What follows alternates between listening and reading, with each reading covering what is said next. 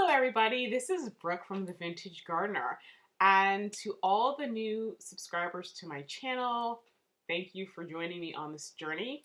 So I'm going to give a little bit of background about myself. I have been doing YouTube videos and videos on Facebook for about a year, and there is an About Me video, but it's really far down and you may not want to scroll down that far, so I'll give you a little bit of a primer here because it's going to segue into what today's video is about, which is planting bare root roses. So a lot of people that I've met over the past like 10 or so years have told me, oh, I would like to garden. I'm really bad at it. I don't know where to start. They see pictures of my yard and my garden, and they think that I guess I was just this born gardener. Okay, nothing could be farther from the truth. So that's why I started this channel, because you don't have to have an innate ability to garden. Gardening is a skill. It's just like everything else. Some people have a lot of natural talent, and some people, you know, through time and practice and research can acquire the talent.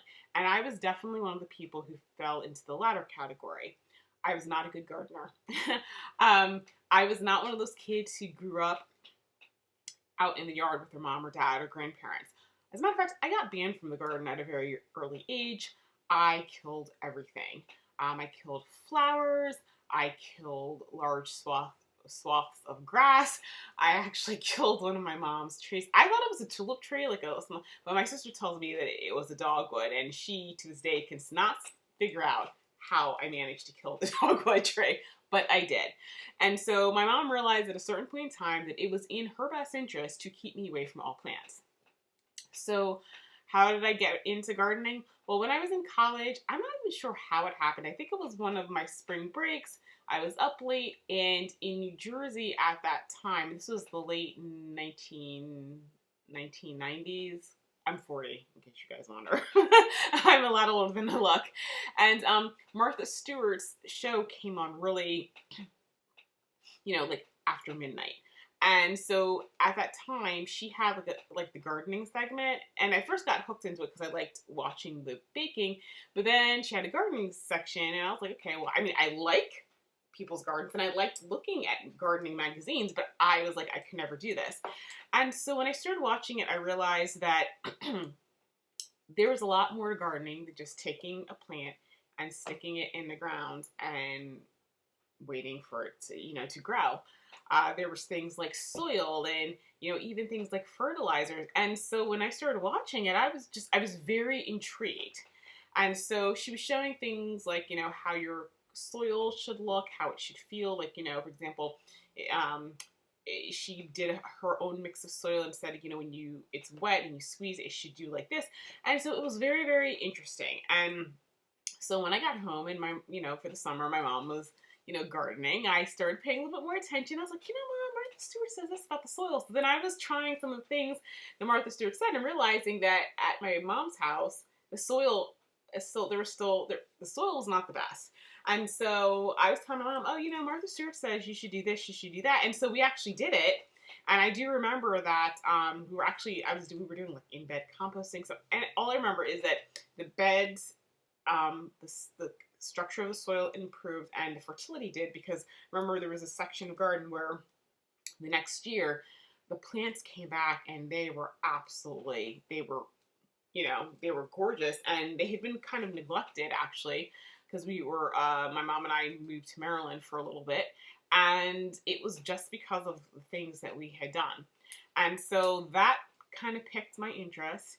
And then I got into roses. I was watching a show back in the day called Roswell, and one of the characters, Isabel, gets what's called sterling roses.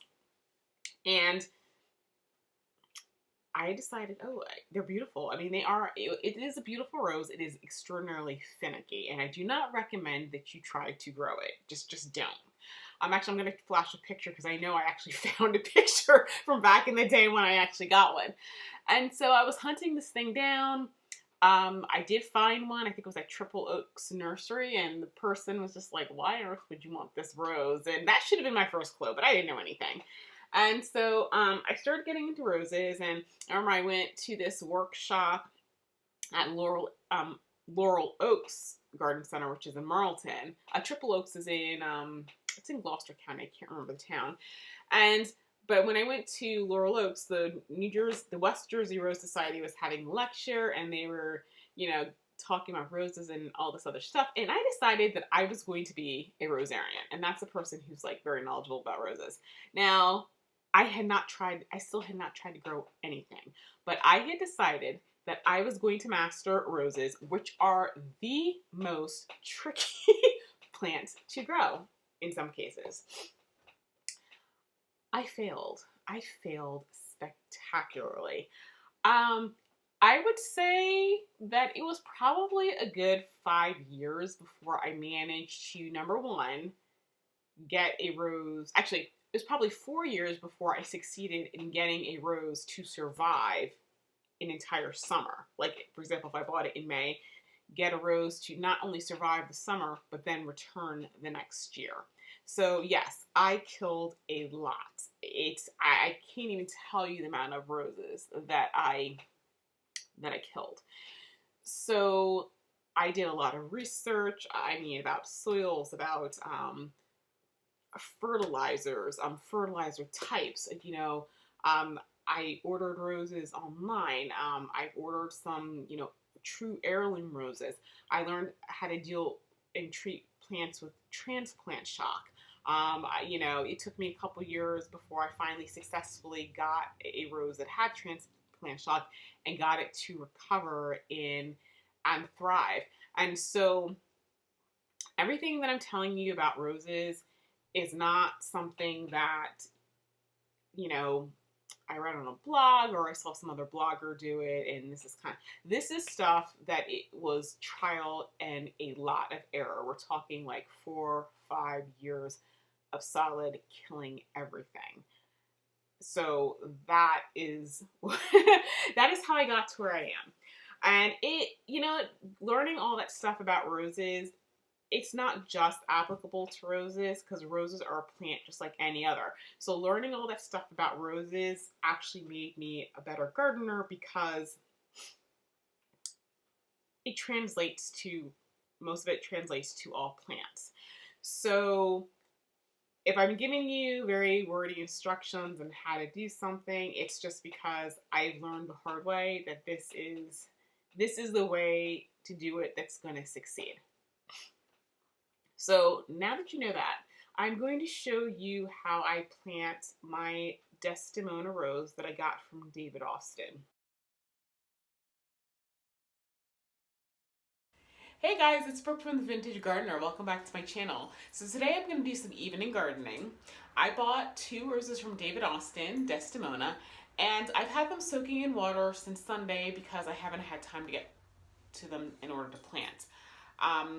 So I don't want to leave them in water another night, although I could. To be quite honest, I've left roses hydrating in a bucket for like 2 weeks actually, and they developed feeder roots, and actually they went on to do fine.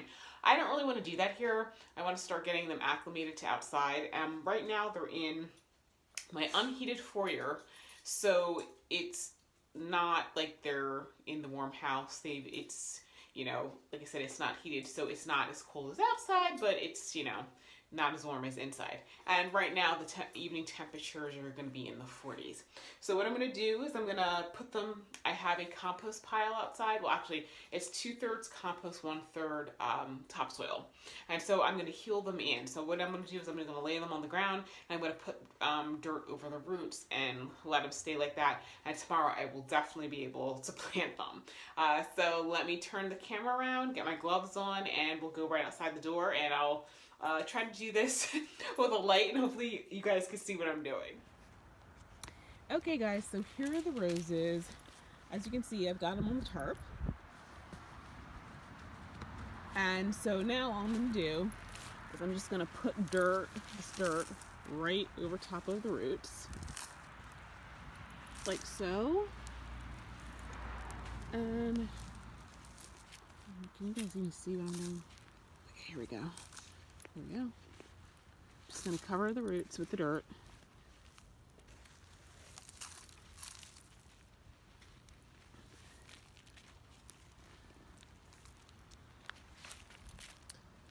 And actually, you know what? I need two hands to do this, and I've got the dog on the leash on one hand. So, but I think you can just get the general idea. So let me get them both buried and then I'll come back.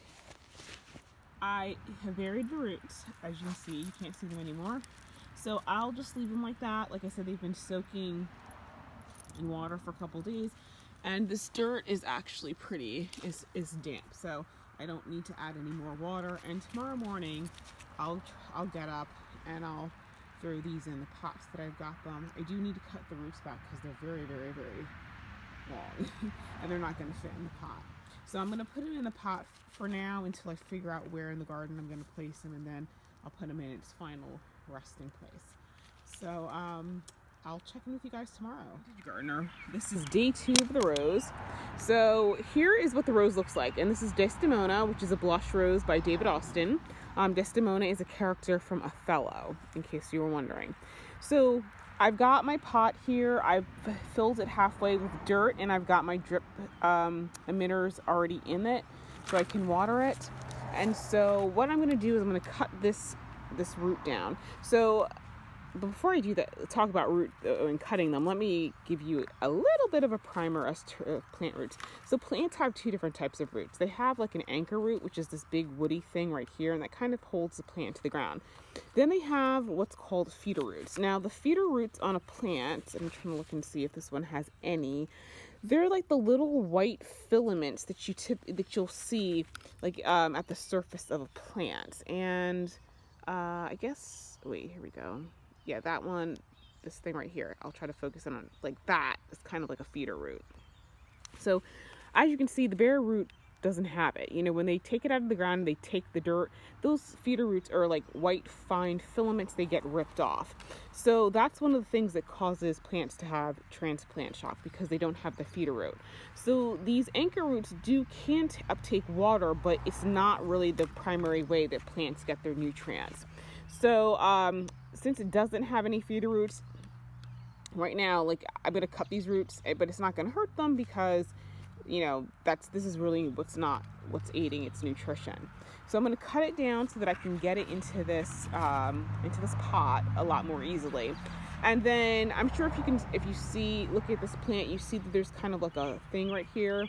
This is called the bud union. Most bare root roses are grafted. It's grafted on a more vigorous rootstock. Now, there's a lot of debate on the internet, and everyone will say something different. You can have the bud union above the soil level, under it. I personally, in South Jersey, Zone 7A, I put the bud union under the dirt.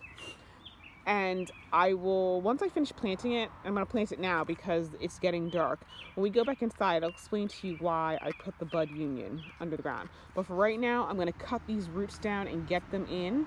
And then I'm going to show you what I do to prevent transplant shock in the roses. Okay guys, so as you can see, I've lost the light and I'm doing a more midnight gardening, so to speak. So with the roses, I give them 3 gallons of water. So I did put a lot of water in here, and as you can see, it's slowly draining away, which is fine. I mean, I was a little worried at first, but you know, really, you know your soil is an issue if it's been an hour and it hasn't drained away. It's definitely been less than an hour. It's only been 15 minutes. This is the mixture of 2 cubic yards of compost to 1 cubic yard of topsoil. So it's a nice mix. It is actually retaining the water. I mean, the water is definitely draining, as you can see, but it's not like basically like sand where it just runs through it. So when I gave it the water while it was sitting there soaking, I used this glass milk jar and I filled it with water, and that's a half a gallon, and I put the following mixture. I did 1 tablespoon of liquid gold fertilizer by Master Nursery, and it's all-purpose fish-based fertilizer. It's wonderful. And then I put a teaspoon of Rootmaster B1. It's a hormone concentrate.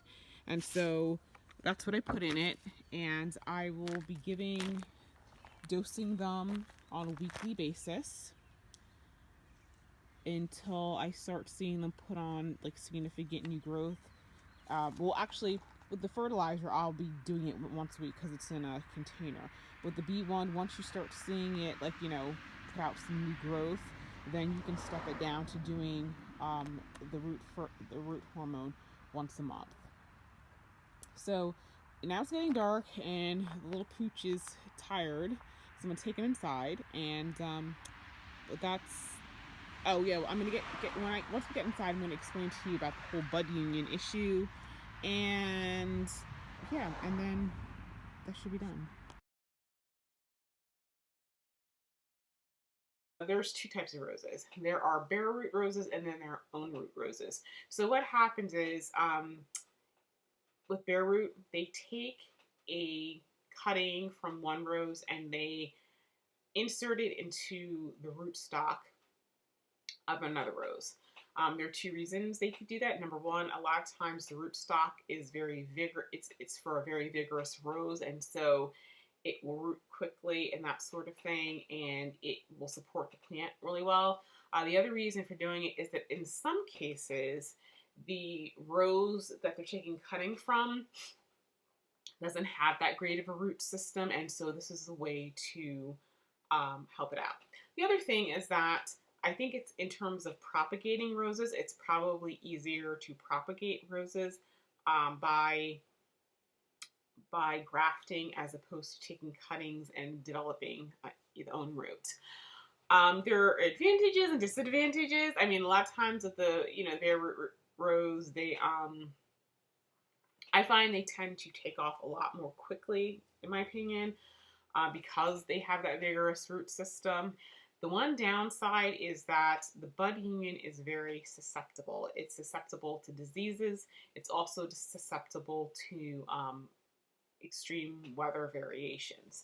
So you're going to see a lot of directions in terms of planting roses. Some places will tell you to plant the bud union above the soil. Some places tell you to bury it below the soil. I find a lot of the instructions really depends upon where you live. If you live in a very cold climate, like for example, like zone 4 or like 4 or maybe 3 or 4, you're going to want to, well, it's all relative. And if you want to know why, listen to my podcast called What's Your Zone, because you'll understand why I'm saying the whole warm climate as opposed to cold climate is relative. But in cold climates where you get really heavy freezes, you want to put that bud union under the ground because the soil will protect it from freezing. Because what happens is if you have a grafted rose, if the winter kills it down to the ground, if you see anything coming back the next spring, that's not that rose. It's that rootstock reasserting itself. In warmer climates, they'll tell you to put it, you can put it above because generally the winters don't get cold. Now, warmer climate is relative. I consider that to be a warmer climate based upon our winter hardiness zone, which if you listen to podcasts, you'll understand why that is not a good way. It's not as useful information as you think it is. New Jersey has very wacky weather. We have freeze and thaw cycles, and quite frankly, I have found that because we have constant freeze and thaw, if we had the temperature got to a certain point and just stayed that way, because when plants come out of dormancy and then they freeze, that's where you have the damage. And so that was one of the reasons I lost a lot of roses. So I started putting my bud unions under the ground, and it was a lot more successful. Even when we had bad winters, maybe I would lose a bush or two, but I wasn't losing every single rose that I had. So I always put my bud union under the ground. The other type of rose is the bare root rose, not bare root, an own root rose. An own root rose is where they've taken a cutting and they have, used either some rooting hormone or something, and it has developed its own root system. So what's nice about own root roses is that when you plant them, if you have a bad winter and it dies down to the ground, as long as the roots are still alive, it'll send up new shoots and it'll be true to form. That is my preference. Unfortunately, Getting own root roses can be a little bit more difficult. I like David Austin roses. They have limited selection in terms of things that are on its own root. If they're available, that's what I tried to get. Some of them they're not. Another place you can get David Austin roses that are on their own root is heirloomroses.com. Everything there is own root. They have a lot of varieties of David Austin roses, and so I really do enjoy that. In case you're wondering, pretty much the only types of roses you will see in my garden are either number one, David Austin roses, or number two, true heirloom roses like albas and bourbons and that sort of thing. A lot of the modern hybrids, like the tea rose and that sort of thing, number one, they've been crossbred so much because they want the constant blooms and that sort of thing. Certain qualities, in my opinion, have been bred out. Like number one, fragrance, it's very low. If you get David Austin roses or even some of the heirloom roses, one thing that you're going to notice is the scent. You're not going to have to get up on it to smell it. You can be, because I remember at my last house, I'd be walking the dog, and as I was coming down the street, I was getting hit with the scent of the roses in my yard. So you can smell it a very far away. The other thing is I find that in terms of disease resistance, like for example, the David Austin roses, of all the roses I've had, they're definitely a lot more disease resistant, and they also recover more quickly. So black spot, which is a problem we have in New Jersey because our summers are hot and really humid, which just breeds black spot. There are other roses that I've gotten, they've gotten black spot, they defoliated, and they died. The David Austin roses, they have gotten black spot. I've sprayed. It's hard to keep them from getting black spot. But even though they've gotten black spot, I've nursed them through it and they have recovered. I'm trying to think. I think there was maybe one David Austin rose that I actually lost to black spot. And when I actually looked that one up online, I realized that in terms of health, that was not the healthiest David Austin roses. So I went and got one that had, was considered more healthy. But they reflushed and it's great. And I've had, I got one called Variegata di Bologna, which is a bourbon rose. That got black spot. It defoliated, but it came back. That was on its own root system. So, yes, that's how I do roses. And so, with hybrid teas, please don't ask me anything about hybrid teas. Don't ask me anything about floribundas. Because I'm just not growing them. I'm just really not. The last floribunda I grew was sentimental, and I put it in the ground, and a few months later, I was like, why did I do this? Like, I need better. So, if you want to be happy with your roses,